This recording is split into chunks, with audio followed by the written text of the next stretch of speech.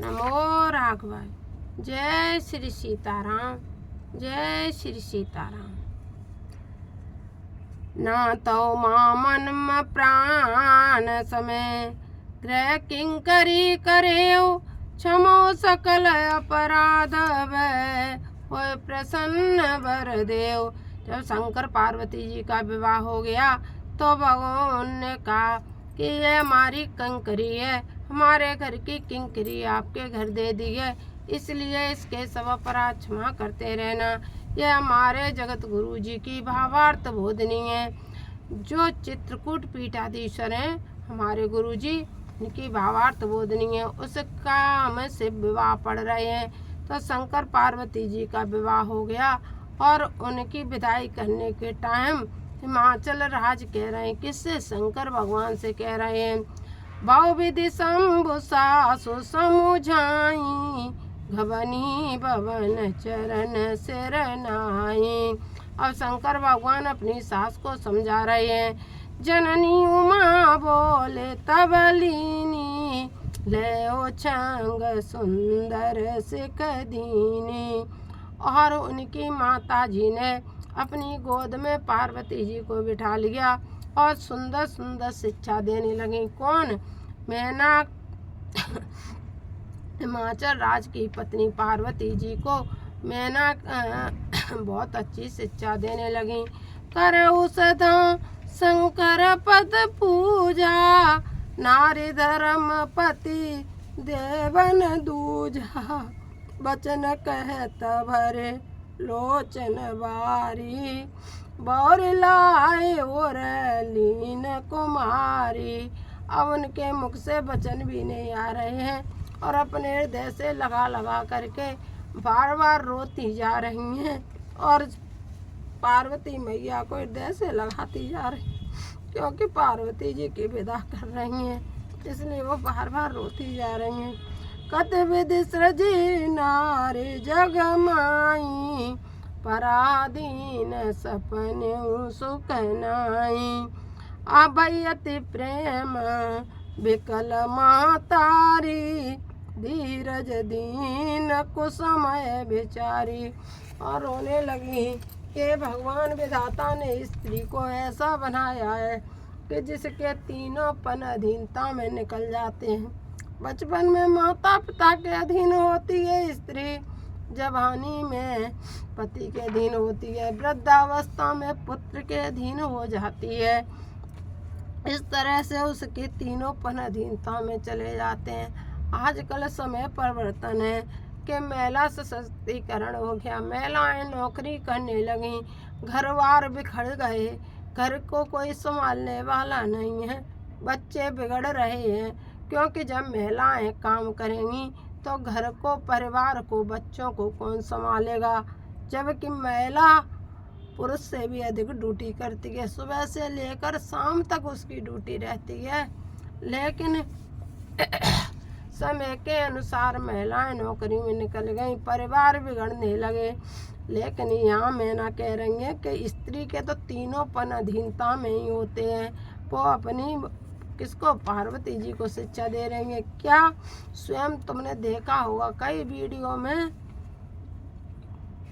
मैंने भी डाला है और भी ग्रंथों में लिखा हुआ है, धार्मिक ग्रंथ पढ़ने पर स्वयं शंकर भगवान भी जब अन्नपूर्णा माँ पे भिक्षा मांगते हैं तो वो तो अन्नपूर्णा है, लेकिन फिर भी माँ कह रही है कि स्त्री का जीवन ऐसा होता है। पुनि पुनि मिलति परति गई चरना, परम प्रेम कछु जाए न बरना।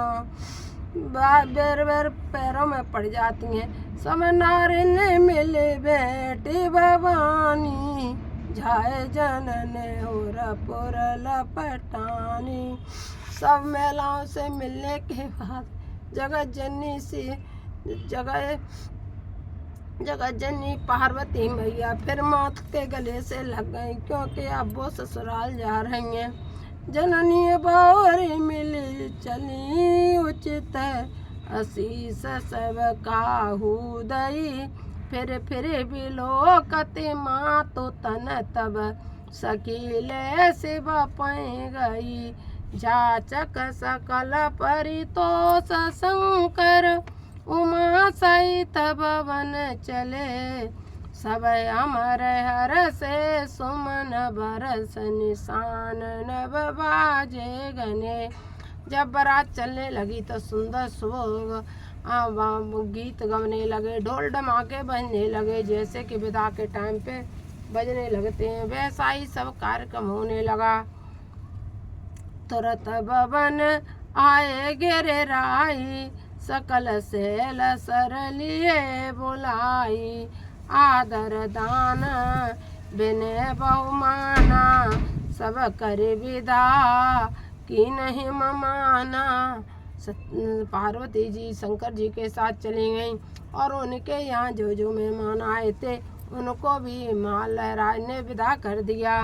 जब शंभु कैलाश आए, सुर सब निज निज लोक सिधाए, जगत मातु पितु शंभु भवानी, श्रेय श्रृंगारन कयऊ बखानी। शंकर भगवान और पार्वती जी इतने सुंदर लग रहे थे कि उस सुंदरता को कोई कुछ कह नहीं सकता है। और वो कैलाश पर्वत पर रह रहे थे और उनके भी मेहमान सब चले गए शंकर भगवान के। करें भी विधि विधि भोग विलासा, गगन समेत बसें कैलासा। अब शंकर भगवान पार्वती मैया विविध प्रकार के भोग विलास करते हुए कैलाश पे वास कर रहे हैं। हर गिरिजा बिहार नित नयऊ, ये विधि विपुल काल चले गए। कराही भी विधि विधि भोग विलासा, गगन गणन समेत बसें कैलासा।